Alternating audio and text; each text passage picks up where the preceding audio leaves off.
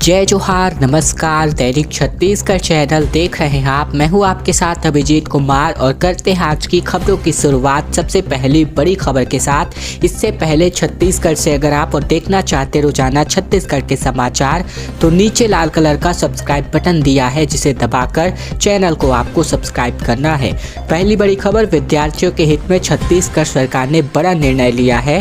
अब एक ही बार में जारी किए जाएंगे जाति प्रमाण पत्र। दरअसल छत्तीसगढ़ सरकार द्वारा विद्यार्थियों के हित में यह निर्णय लिया गया है कि विद्यार्थियों को प्रति वर्ष जाति प्रमाण पत्र जारी किए जाने के स्थान पर अब केवल एक ही बार जाति प्रमाण पत्र जारी किए जाएं। विद्यार्थियों को जारी जाति प्रमाण पत्र स्थायी अभिलेख की तरह होंगे। राज्य सरकार के निर्णय के अनुसार सामान्य प्रशासन विभाग द्वारा इस संबंध में सभी जिला कलेक्टरों को निर्देश जारी कर दिए गए हैं।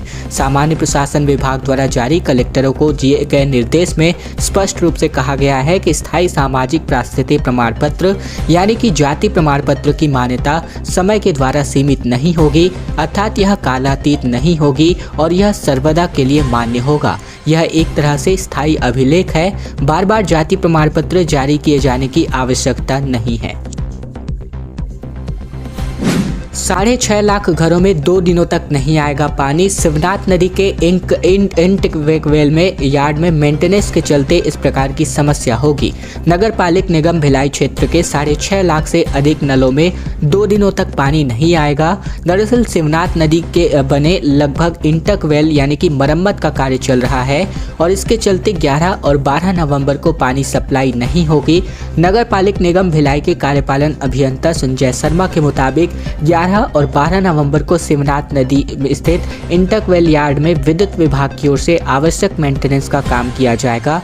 इसके लिए यहां की बिजली सप्लाई सुबह 11 बजे से लेकर दोपहर 3:30 बजे तक इंटकवेल में बंद रखी जाएगी और ऐसे में बिजली सप्लाई न होने की वजह से शिवनाथ इंटकवेल से तकरीबन 77 MLD एवं 66 MLD फिल्टर प्लांट में पानी की सप्लाई नहीं हो पाएगी। और जैसे ही शिवनाथ नदी के इंटकवेल में लगे मोटर पंप चालू हो जाएंगे, यहाँ से पानी की सप्लाई शुरू हो जाएगी। भानुप्रतापपुर उपचुनाव को लेकर के खबर है। सर्व आदिवासी समाज ने अपना अनूठा फैसला किया है। समाज हर बूथ में एक प्रत्याशी खड़ा करेगा और कहना है कि यही हमारा विरोध करने का तरीका होगा। दरअसल कांकेर के जिले के भानुप्रतापपुर विधानसभा सीट पर उपचुनाव के मद्देनजर अब सर्व आदिवासी समाज ने एक बड़ा फैसला किया है, जो शायद देश की राजनीति में पहला हो सकता है। आदिवासी समाज के जिला पदाधिकारियों ने भानुप्रतापपुर के गोंडवाना समाज भवन में आयोजित लगभग 3 घंटे की बैठक के बाद यह निर्णय लिया कि समाज की ओर से भानुप्रतापपुर विधानसभा की सभी बूथों से एक प्रत्याशी विधानसभा चुनाव के लिए खड़ा किया जाएगा। इतनी संख्या में प्रत्याशी खड़े किए जाने पर निर्वाचन आयोग को यह चुनाव निरस्त करना ही पड़ेगा और आदिवासी समाज इसी तरीके से अपना विरोध प्रदर्शित करेगा। इसके अलावा बात करें तो सरकारें लगातार आदिवासी हितों से छल करती रही हैं, ये कहना है सर्व आदिवासी समाज का।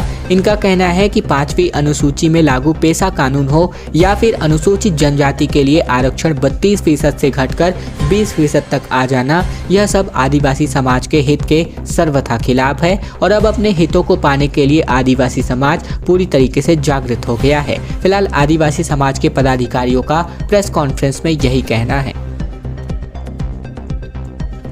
राजधानी में शिव महापुराण कथा का आयोजन किया जा रहा है, जिसमें पंडित प्रदीप मिश्रा का प्रवचन सुनने के लिए लाखों की संख्या में भीड़ उमड़ पड़ी है। राज्यपाल, पूर्व सीएम समेत कई बड़े नेता भी मंच पर पहुंचे हुए हैं। रायपुर शहर में शिव महापुराण कथा का आयोजन किया जा रहा है, जिसमें पंडित प्रदीप मिश्रा के प्रवचन को सुनने के लिए लोग दूर दूर से आ रहे हैं। गुड़ियारी के दही हांडी मैदान में आयोजित शिव महापुराण कथा को श्रद्धालु बड़े ही चाव से सुन रहे हैं। यहाँ पर पूर्व मुख्यमंत्री डॉक्टर रमन सिंह, सांसद सुनील सोनी, विकास उपाध्याय, साथ ही राजेश मूरत और एजाज ढेबर समेत कई नेता पहुंचे। कथा के पहले दिन बीते दिन प्रदेश के राज्यपाल अनुसुईया उइके भी पहुंची थी। कथावाचक पंडित प्रदीप मिश्रा, जो कि सीहोर मध्य प्रदेश के हैं, इन्होंने अपने प्रवचन में बेलपत्र के गुणों को बताया और कहा कि शिव भगवान को दूध और बेलपत्र दोनों बहुत पसंद है। उन्होंने ये भी कहा कि बेलपत्र को ऊपर की जेब में रखने से दिल में रक्त प्रवाह ठीक बना रहता है। बिलासपुर के कोनी स्थित सुपर स्पेशलिटी हॉस्पिटल के लिए विदेश से मशीनें नहीं आ पा रही हैं, जिसकी वजह से तय समय पर अब इस हॉस्पिटल का शुरू होना लेट माना जा रहा है। दरअसल बिलासपुर के कोनी में सुपर मल्टी स्पेशलिटी हॉस्पिटल के लिए विदेशों से मशीन नहीं आ पा रही है। इसके लिए चलते तय समय पर हॉस्पिटल का काम शुरू हो पाना मुश्किल नजर आ रहा है। अस्पताल में इलाज, जाँच और चिकित्सा शिक्षा के लिए जरूरी महंगे उपचार प्रकरण और साथ ही साथ जरूरी मशीनें विदेशों से मंगाई जा रही है, लेकिन अब तक प्रबंधन को इस प्रकार की मशीनें उपलब्ध नहीं हो पाई हैं। प्रदेश के स्वास्थ्य मंत्री टीएस सिंहदेव ने दिसंबर महीने तक अस्पताल को पूरा करने का भरोसा तो दे दिया था, लेकिन मशीनें इम्पोर्टेंट है और कई मशीनें विदेशों से मंगवाई जानी है। इस कारण से इसे आने में कई महीने लग चुके हैं और आने वाले 2 महीनों में सभी मशीनें अस्पताल में पहुंचेंगी या फिर नहीं, कोई स्पष्ट निर्देश नहीं है। ऐसे में कोनी में बनाए जा रहे प्रदेश का दूसरा मल्टी स्पेशलिटी हॉस्पिटल तय समय के बाद भी जांच मशीनें और अन्य चिकित्सा उपकरण अब तक उपलब्ध नहीं हो पाया है। 3 बार एक्सटेंशन मिलने के बाद भी उपकरण नहीं आ पाए हैं।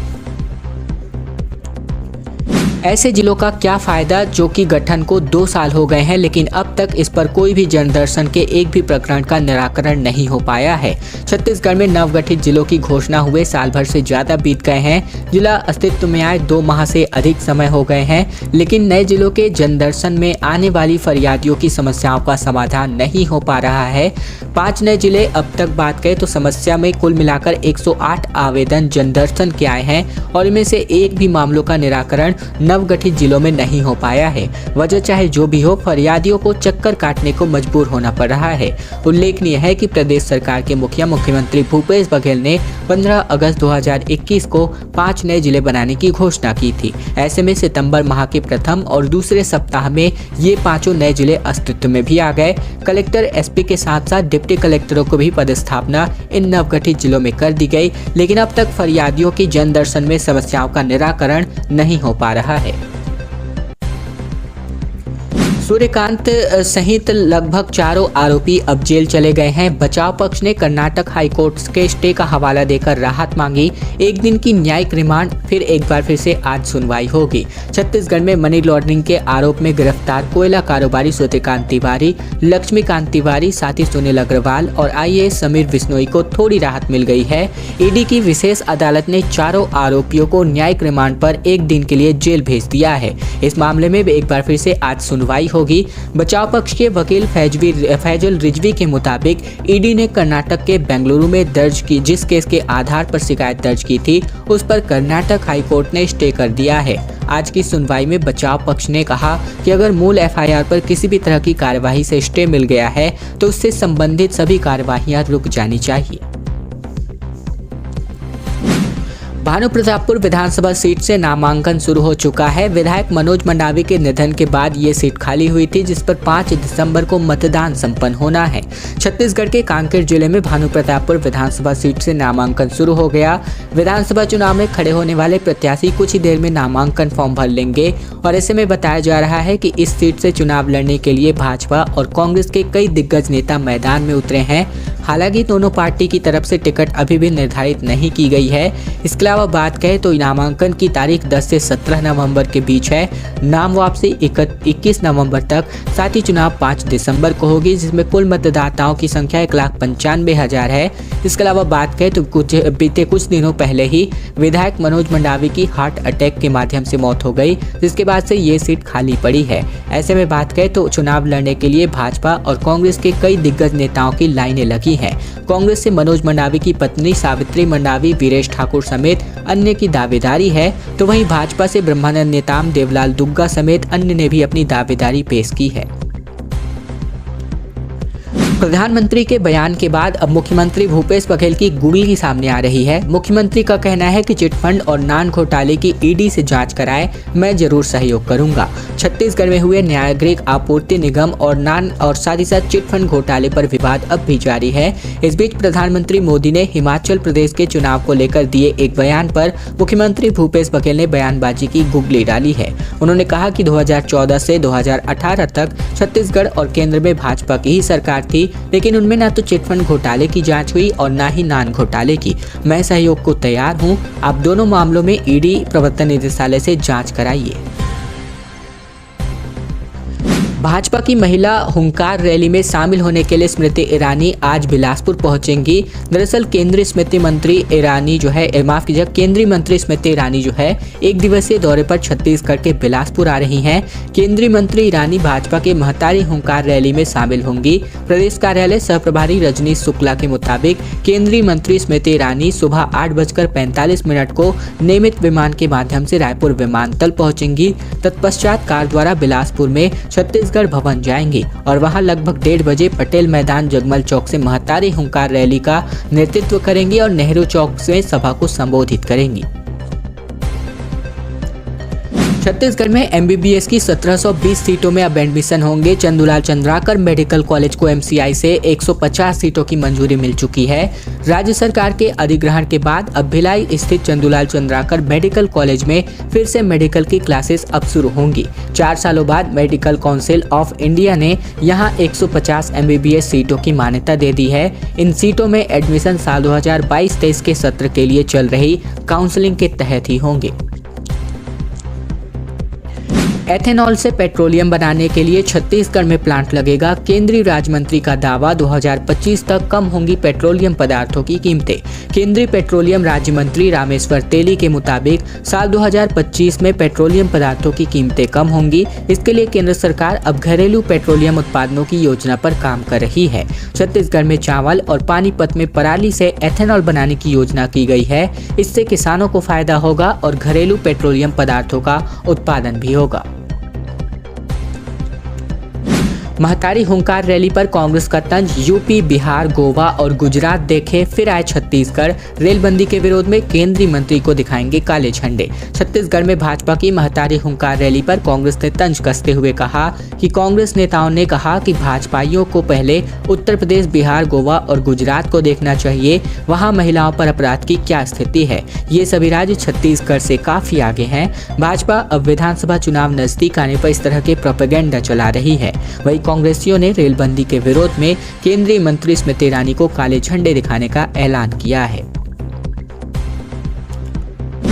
लोगों को मिलेगी जाम से निजात। 210 करोड़ की लागत से तेलीबांधा चौक पर बनेगा नया ओवरब्रिज। पीडब्ल्यूडी ने वाई शेप में ओवरब्रिज बनाने का प्रस्ताव भेज दिया है।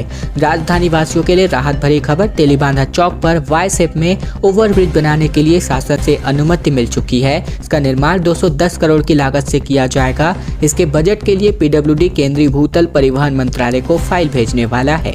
बजट के लिए विभाग ने सीई को फाइल भेजने ईएनसी भेज दी है। साथ ही ईएनसी ऑफिस से जल्द ही फाइल को केंद्रीय भूतल परिवहन मंत्रालय को भेजा जाएगा।